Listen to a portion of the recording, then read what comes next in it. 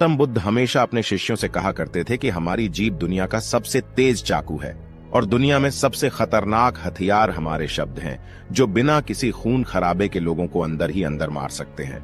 हमारे शब्द हमारी ताकत है, लेकिन यह कमजोरी भी हो सकती है अगर हमें नहीं पता कि कब, कहां और कितना बोलना है।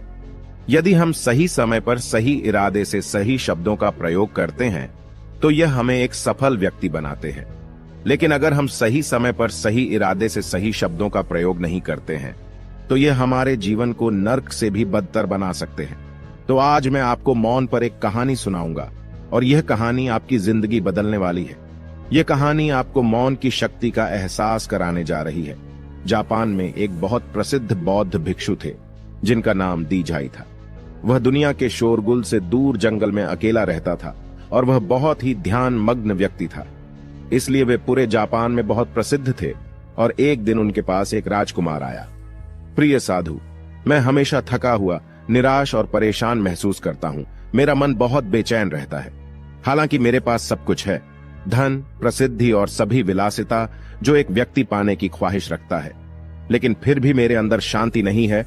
तो साधु ने कहा, आपको इसका उत्तर पता है, लेकिन आपने कभी इसकी खोज नहीं की।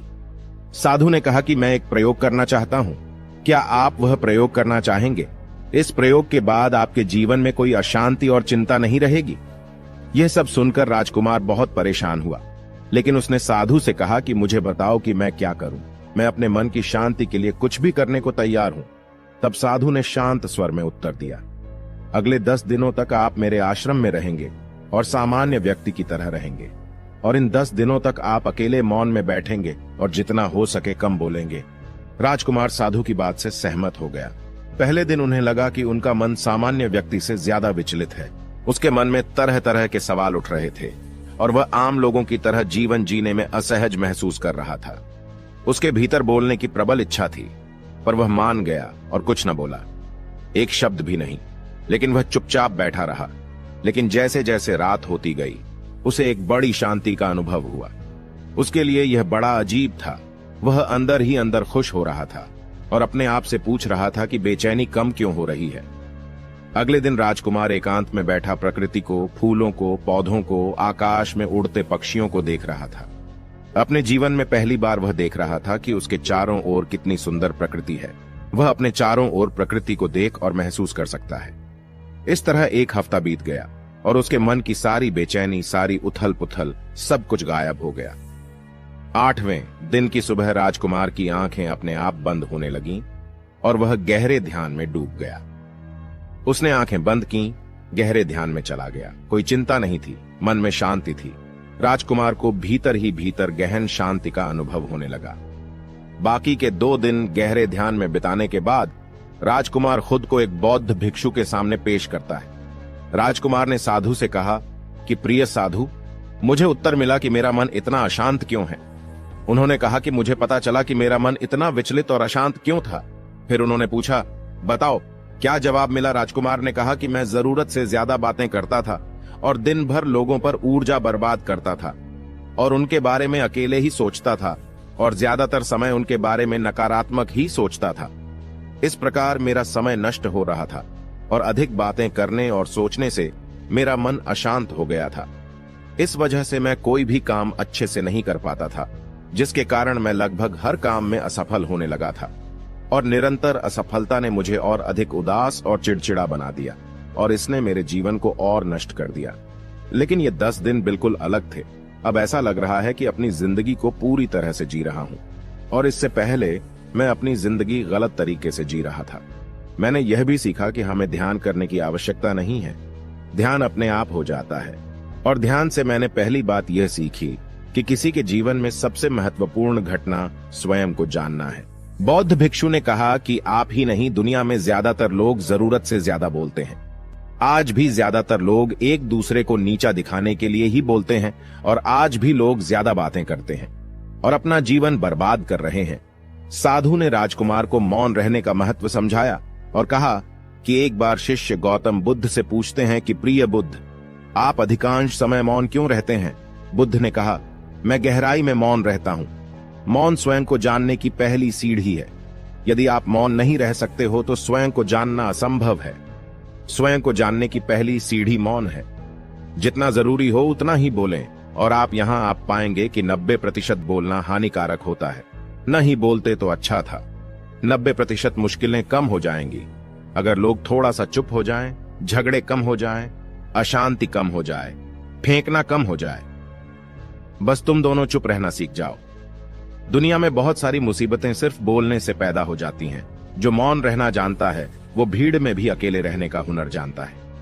एकांत में मनुष्य स्वर्ग भी है।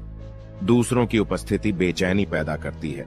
पहले अपने साथ मौन धारण करो, फिर अपनी ऊर्जा को मोड़ में आने दो, मन को घर आने दो। जब आप दूसरों की उपस्थिति से उठते हैं और परेशान हो जाते हैं तो उचित है कि आप अपनी आंखें बंद कर लें और अपने आप में खो जाएं।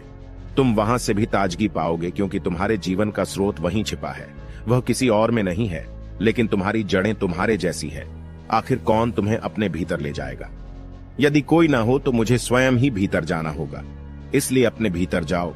वही परम राजा है, वही जीवन का स्रोत है, वहीं से आनंद का जन्म होता है, वहीं से तुम मृत्यु में डूबोगे, वहीं तुम्हारा सूर्य उदय होगा, वह फिर अस्त होगा। जब भी तुम डुबकी लगाकर लौटोगे वहीं से पाओगे। फिर तुम फिर से तरोताजा हो जाओगे। तब जीवन का नया धन पाओगे। फिर नई शक्ति का जन्म होता है। थकान मिटती है, उदासी मिटती है, चिंता मिटती है। जैसे कोई नहाकर आता है तो शरीर शीतल हो जाता है, शांत हो जाता है, वैसे ही भीतर से कोई वापस आता है तो मौन में स्नान करके लौट आता है तो पूरा व्यक्तित्व शांत हो जाता है और मन आनंदित हो जाता है। जब आप आंतरिक मोह की उस ऊंचाई पर पहुंच जाएंगे तो आप पाएंगे कि आपका मन बोलने से भी नहीं बंटता। वह निरंतर तुम्हारे भीतर बैठी उसकी एक अंतर्धारा बनी रहती है। तुम बोलो लेकिन अपने को मत छोड़ो।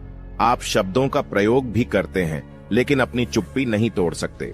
तब तुम्हारी वाणी में सुगंध होगी, फिर तुम्हारी वाणी में विशालता होगी, जो तुम्हारे बोलने का संगीत होगा। सब ठीक हो जाएगा। आप बोलेंगे तो दूसरे ठंडे पड़ जाएंगे। भीतर से मौन होते ही आप इतने शक्तिशाली होने लगते हैं कि समाज की पराधीनता छोड़ने लगते हैं और आपकी जिंदगी में एक ऐसा मजा आता है जो सिर्फ दीवानों की जिंदगी में होता है। आपके चेहरे पर एक नई चमक आ जाती है, आपकी आंखें किसी और चमक से भर जाती है और आप असीम शांति के सागर में डूबने लगें। ऐसा कहकर उन्होंने अपनी बात समाप्त की। दोस्तों, आपने भी अनुभव किया होगा कि ज्यादा बातें करने से मन शांत हो जाता है। हम अपने मन के साथ साथ अपने ध्यान पर भी नियंत्रण खो देते हैं। जो लोग बहुत अधिक बातें करते हैं उनमें किसी एक कार्य पर ध्यान केंद्रित करने की क्षमता नहीं होती है, इसलिए वे अपने किसी भी लक्ष्य पर पूरी तरह से केंद्रित नहीं होते हैं और वे जीवन की सच्चाई को नहीं समझ पाते हैं और न ही कभी मनचाही सफलता प्राप्त कर पाते हैं। इसके अलावा आपने देखा होगा वो लोग अक्सर लोगों के बीच हंसी का पात्र बन जाते हैं और जो कम बोलते हैं और अपनी बात पर टिके रहते हैं उन्हें सम्मान मिलता है। लोग जो कहते हैं उसे सुनते हैं और विश्वास करते हैं और अशांत मन वाला व्यक्ति जीवन में किसी भी कार्य में सफल नहीं हो पाता, क्योंकि उसका किसी भी कार्य में मन नहीं लगता। अगर कोई व्यक्ति जानता है कि उसे कब, कहां और क्या कहना है तो वह वास्तव में बहुत बुद्धिमान है और ऐसा व्यक्ति जहां भी जाता है आकर्षण का केंद्र बन जाता है और जो कुछ भी करता है उसमें सफल हो जाता है। यदि हम महान व्यक्ति के व्यक्तित्व को देखें तो पता चलेगा कि वह कम बोलते हैं और कम से कम शब्दों में अपनी बात समाप्त करते हैं। वह बोलने से पहले गहराई से सोचता है कि उसे क्या कहना है। लेकिन जो लोग अधिक बोलते हैं वे कई बार झूठ बोलते हैं और अपनी बातों से दूसरों के दिमाग पर कचरा डालते रहते हैं। वह अधिकतर दूसरों की बुराई ही करता रहता है, इसलिए उसके अपने भी उससे बचने और उससे दूर रहने की कोशिश करते हैं। हमारे भारतीय उपनिषदों में कहा गया है कि हमारे वचन ही वास्तविक धर्म हो सकते हैं। मौन से धैर्य आता है, धैर्य से ध्यान आता है और ध्यान से व्यक्ति अपने जीवन के प्रति जागरूक हो जाता है। दोस्तों, आप भी प्रतिदिन कम से कम 30 मिनट एकांत में शांत बैठने का प्रयास करें। इससे आप सब में एक सकारात्मक बदलाव अवश्य आएगा। इसी के साथ हम इस कहानी को समाप्त करते हैं।